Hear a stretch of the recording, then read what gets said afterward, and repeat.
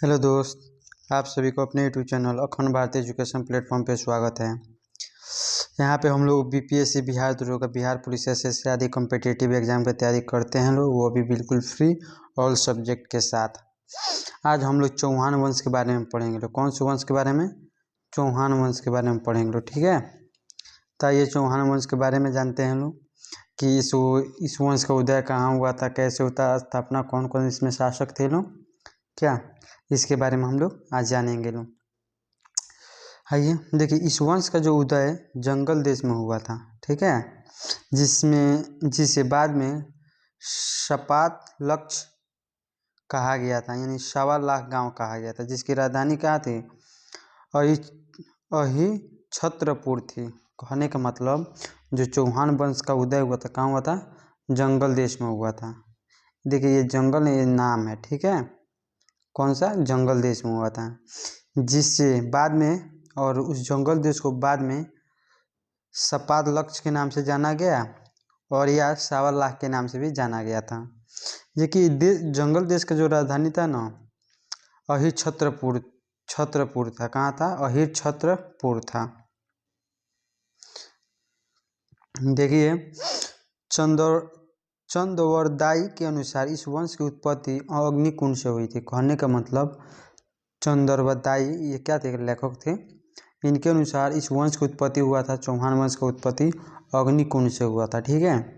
इस वंश के जो संस्थापक थे कौन थे? वासुदेव थे, जिसे सिंहराज भी कहा जाता था।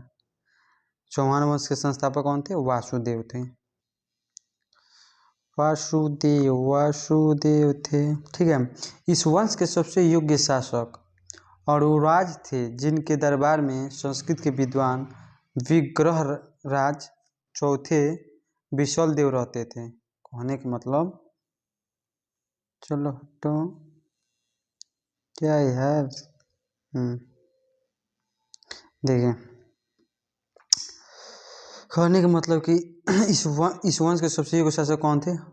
अरुराज थे, ठीक है, जिनके दरबार में एक संस्कृत के विद्वान कौन रहते थे? विग्रहराज चौथा और विशल देव, ये दो ऐसे थे जिन्होंने किनके दरबार में रहते थे? अरुणराज के दरबार में रहते थे, जिन्होंने हरिकेली नामक संस्कृत नाट्यम लिखा है। कौन नाटक लिखा है? हरिकेली नामक संस्कृत नाट्यम, ठीक है, जो कि संस्कृत भाषा में है। देखिए वाक्य प्रतिराज प्रथम ने सर्वप्रथम चौहान में महाराज की उपाधि धारण किया था। कहने का मतलब कि चौहान वंश में सबसे पहले महाराज की उपाधि किसने धारण किया था? तो वो व्यक्ति था वाक्य प्रतिराज प्रथम। कौन था? वाक्य प्रतिराज प्रथम। इस वंश के अगले शासक पृथ्वीराज तृतीय थे। कौन? पृथ्वीराज चौहान तृतीय थे, ठीक है। किस वंश का? चौहान वंश का।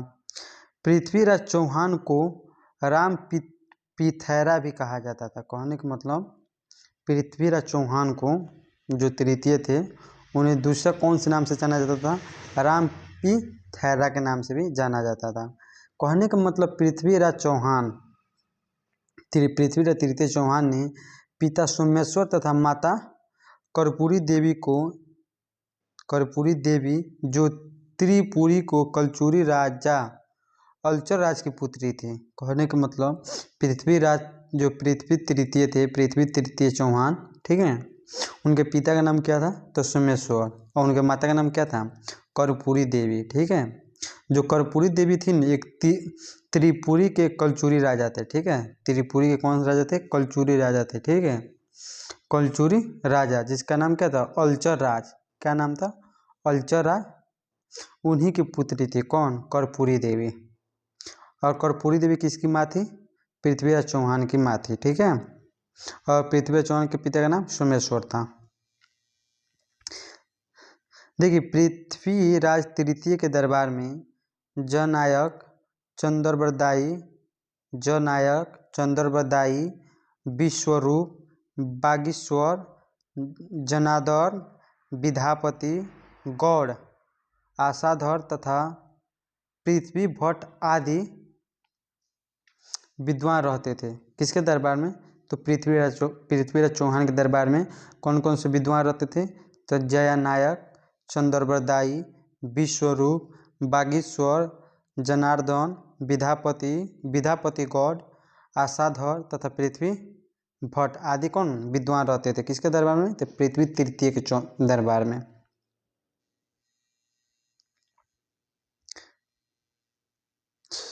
देखिए चंद्रबरदाई ने पृथ्वीराज रासो नामक ग्रंथ की स्थापना की थी। देखिए आ जाएगा यहाँ पे कि चंद्रबाई ने कौन से ग्रंथ की स्थापना की थी, तो चंद्रबरदाई ने पृथ्वीराज रासो नामक ग्रंथ की क्या की था, स्थापना किया था। ठीक है, इन्होंने जयचंद्र के साथ मिलकर तराइन के प्रथम युद्ध जो कि 1191 में हुआ था, ठीक है, मोहम्मद गौरी को पराजित कर दिया।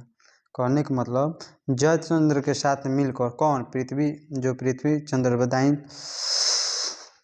चंद्रबरदाई थे ना, इन्होंने क्या किया था, जयचंद्र के साथ मिलकर, ठीक है, तराइन के प्रथम युद्ध में किसको हरा दिया था, मोहम्मद गौरी को हरा दिया था। और तराइन का प्रथम युद्ध कब हुआ था, 1191 ईस्वी में हुआ था। देखिए पृथ्वीराज तृतीय ने जयचंद्र की बेटी संयोगिता का अपहरण कर लिया और उससे विवाह कर लिया, जिसके कारण जयचंद्र और पृथ्वीराज तृतीय विरोध हो गए। कहने का मतलब देखिए यहाँ पे जो थे, यहाँ पे मिस्टेक हो गया एक बात बोलने में, जो पृथ्वीराज तृतीय थे ना वो और जयचंद्र मिलकर क्या किए थे, तराइन के प्रथम युद्ध में किसको हराए थे, मोहम्मद गौरी को हराए थे। लेकिन जब मोहम्मद गौरी हार गया, देखिए इसमें कितना रोमांचक कहानी है, कितना मजा आएगा पढ़ने में। जब मोहम्मद गौरी हार गया तो क्या की, पृथ्वीराज जो तृतीय थे ना वो क्या कहते, जयचंद्र की एक बेटी थी जिसका नाम क्या था, संयुक्ता, उसको अपहरण करके क्या कर लिए, शादी कर ली, यानी विवाह कर लिए, जिसके कारण जयचंद्र और पृथ्वीराज तृतीय में क्या हो गया, दुश्मनी हो गया। ठीक है, और दुश्मनी हो गया। अब दुश्मनी होने के बाद जयचंद्र ने क्या किया, मोहम्मद गौरी से मिल गया। किससे मिल गया, जयचंद्र किससे मिल गया, मोहम्मद गौरी से मिल गया। और तराइन के द्वितीय युद्ध में, देखिए तराइन के द्वितीय युद्ध कब हुआ था, 1192 में, यानी एक साल बाद। तराइन के द्वितीय युद्ध में पृथ्वीराज तृतीय की क्या कर दिया, हत्या करा दिया। देखिए यहाँ पे तृतीय होगा, क्या किया, हत्या करा दिया। देखिए कैसा मैंने बाप था, मान लीजिए जब शादी कर ही ली थी उसकी बेटी, ठीक है, तो मैंने अपने ही दामाद को क्या किया, मरवा दिया। कौन, जयचंद्र, किसके साथ मिलके, तो मोहम्मद गौरी के साथ मिलकर सीधा हत्या करा दिया। देखिए तराइन का जो द्वितीय युद्ध भारतीय इतिहास में एक निर्णायक घटना है। कहने का मतलब जो तराइन का द्वितीय युद्ध हुआ था भारत के इतिहास में कौन सा निर्णायक घटना है। पृथ्वीराज तृतीय तराइन के युद्ध में नाट्यरंभा नामक घोड़ा तथा हाथी का नाम राम प्रसाद पर सवार था। कहने का मतलब जो वो युद्ध कर रहे थे कौन, पृथ्वीराज तृतीय, वो युद्ध के समय कि कौन सा घोड़ा का नाम क्या था, नाट्यरंभा घोड़ा का उनका नाम था, और उनका हाथी का नाम क्या था, राम प्रसाद। उसी पे वो क्या थे, सवार थे। मोहम्मद गौरी ने 1194 ईस्वी में चंदवार के युद्ध में जयचंद्र की हत्या कर दी। देखिए जो किसी का नहीं हुआ, वो जो अपना नहीं वो किसी का नहीं हुआ। जब मोहम्मद गौरी सोचा, जब अपने बेटी के मैंने हस्बैंड को नहीं छोड़ा, मरवा दिए मिल के, आने वाला समय हमको भी मरवा सकता है, कौन सोच रहा है, मोहम्मद गौरी। तो क्या किया, 1194 से एक चंदवार का युद्ध हुआ, उसी चंदवार के युद्ध में क्या किया, जयचंद्र के चंडुल काट दिया, क्या कर दिया, हत्या कर दिया, सर कलम कर दिया। ठीक है, मोहम्मद गौरी होशियार था, अपने दुश्मन को कभी भी अपने साथ नहीं रखना चाहिए, ये याद रखिए, नहीं तो एक दिन ऐसा आएगा आप लोग को भुगतना पड़ेगा। आगे चलिए चलते हैं लोग। देखिए मोहम्मद गौरी के गुलाम कुतुबुद्दीन ऐबक ने दिल्ली तथा अजमेर पर क्या करें, आक्रमण करके चौहान की सत्ता का अंत कर दिया। कहने का मतलब मोहम्मद गौरी के गुलाम था कौन, जिसका नाम क्या था, कुतुबुद्दीन ऐबक। आप लोग दिल्ली सल्तनत के बारे में हम पढ़ाएंगे तो वहाँ पे ये सब आएंगे लोग। तो मोहम्मद गौरी का गुलाम कौन था, कुतुबुद्दीन ऐबक। इन्होंने क्या किया, दिल्ली और अजमेर पे क्या कर दिया, आक्रमण किया, और आक्रमण करने के बाद वो क्या किया, ये दोनों क्षेत्र वो जीत लिया, और जीतने के बाद चौहान वंश की जो जितनी सत्ता को क्या कर दिया, खत्म कर दिया, अंत कर दिया, बाय बाय टाटा कर दिया। ठीक है, तो चलिए इस वीडियो को हम यहीं पे रोकते हैं। ठीक है, और फिर थोड़ा आप लोग इसमें ऑब्जेक्टिव करा देते हैं कि आप लोग भी क्या हो, टेंशन ना हो, इस अब जितना भी हम पढ़ाएं उस सबका ऑब्जेक्टिव लेके आएंगे तो साथ ही साथ करा ही देते हैं। देखिए तीनों संगम कितने वर्ष तक चला था, यानी कहने का मतलब जो 3 संगम काल हुआ था, ठीक है। वो संगम काल कितने वर्ष तक चला था? तो 9,990 वर्ष तक चला था। कितने वर्ष तक? 9,090 वर्ष तक चला था। ठीक है। देखिए अशोक के अभिलेख में उल्लेखित 4 दक्षिण भारतीय शक्तियों, एक सेकंड थोड़ा आप लोग क्या जूम छोटा कर दे। क्या? अशोक के अभिलेख में उल्लेखित 4 दक्षिण भारतीय शक्तियों में से किस एक की पहचान अभी तक ठीक से नहीं हो पाई थी? कौन? सत्यपुत्री की। किसका? सतीपुत्री की। यहाँ पर सतीपुत्री, यहाँ पर दीर्घ लगा लीजिएगा ना। सतीपुत्री क्या हुआ था? पहचान ठीक रूप से नहीं हो पाया था। देखिए संगम काल में और किसे कहा जाता था? ठीक है। संगम काल में और किसे कहा जाता था? तो जासूसों को कहा जाता था। किसे? जासूसों को कहा जाता था। इसमें सब मिल गया है, मगर हम आप लोग को बता दें जासूसों को। ठीक है। संगम काल में और किसे कहा जाता था? तो जासूसों को कहा जाता था। ठीक है। कुछ इधर उधर इथी हो गया है। देखिए संगम काल में युद्ध से प्राप्त भेंट या लूट को क्या कहा जाता था? कहने का मतलब जो संगम काल में जो युद्ध से प्राप्त जितने भी सामान होते थे उसे क्या कहा जाता था? तो उसे ईरद कहा जाता था। क्या? ईरद। यहाँ पे लिख देते हैं यार, ईरद, ईरद यहाँ पे लिखा हुआ है ईरद, थोड़ा ऊपर मिस्टेक हो गया, चला गया।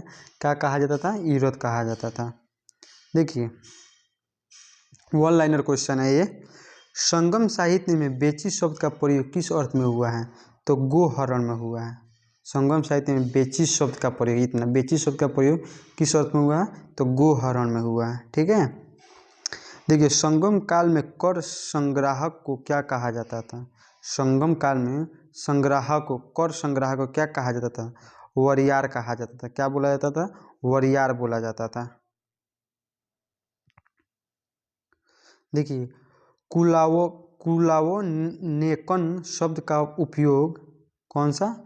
कुलावो-नेकन शब्द का उपयोग संगम साहित्य में किस अर्थ में हुआ था? इस कुलावोकन शब्द का जो प्रयोग हुआ था संगम साहित्य में किस अर्थ में हुआ था? तो इसका प्रयोग किस अर्थ में? अनाज व्यापारियों का समूह।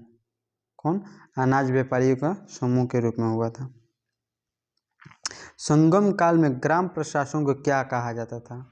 संगम काल में ग्राम प्रशासन को क्या कहा जाता था? तो अम्बलम कहा जाता था। क्या कहा जाता था? अम्बलम कहा जाता था। ठीक है।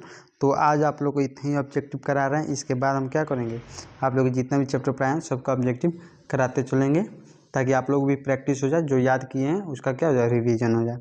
चलिए तो फिर हम लोग मिलते हैं लोग अगले वीडियो में। Thank you, bye.